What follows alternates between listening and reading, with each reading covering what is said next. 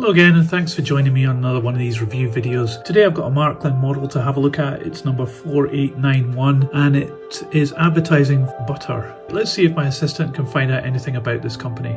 In 1876 Fritz Hamann formed a company in Dissen, Germany, initially producing meat and sausage items. It was in 1882 that it started production of a new product, margarine. This was set to change the direction of the company and they dropped meat production completely. But the company remained family-owned until 1989 when Unilever took over the business. Today it still operates in Dissen. The model you have was made between 1992 and 1997. You can also get this Märklin set number 48924. Made in 1998 to complement your model. By the way, the words down the side of the wagon say women favor butter and isn't the brand name. I hope this helps. Well, that was really interesting. We found out a bit more about the company.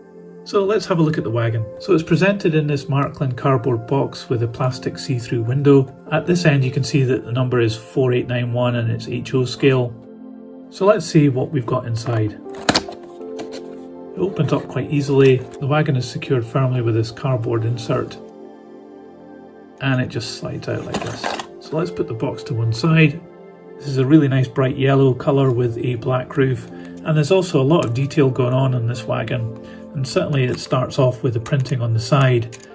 There is a logo here which is also replicated on the other end of the wagon, and in between the two there's certainly a lot of writing which is very well printed on the side of this wagon. It being representative of some wooden planks, the printing, even though it's tiny, it doesn't seem to suffer from being printed across these planks. So you can see the number there, 60016, it says Münster above that, and again it's got the logo on the end here. Around this end of the wagon you've got a brakeman's cab. It doesn't have any glazing, it does look quite cool.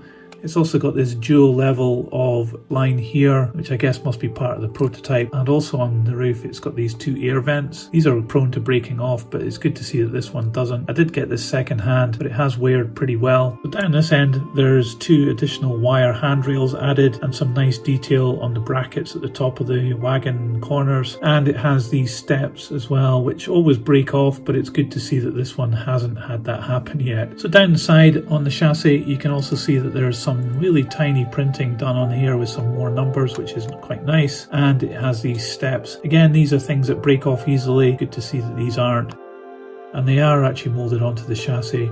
Sometimes these are removable, but not in this case. So underneath here we've got cantilever couplings as usual, so that's great for getting around tight corners. And we've got these darkened wheels. That's a nice touch. Often these are kind of bright silver, so this being darkened down is quite a nice touch from Märklin. At this end with the brakeman's cab, it's got some more wire handrails added on, and it's got these steps and also steps down to the ground here on the chassis moulding. This one unfortunately is missing a buffer at this end, so it must have broken off at some point, which is a shame.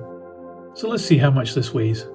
So this wagon weighs 67 grams. So overall this is a nice little wagon. It's got some nice details. I like the handrails that are made of metal. It has some really great printing down the side. It's very sharp and clear and there's a lot going on there. It makes it quite interesting. The lack of glazing in the brakeman's cab is a bit of a shame. It could be a bit more detailed there, and there isn't much detail underneath, but it's still quite a good model to have and it's quite eye-catching, and it would certainly look quite nice running around behind a steam locomotive. So let me put this onto the turntable so you can have a look all the way around. In the meantime, if you like this video, please give it a thumbs up. You can subscribe to enjoy more videos like this, but for the time being that's it for today, so I'll see you later.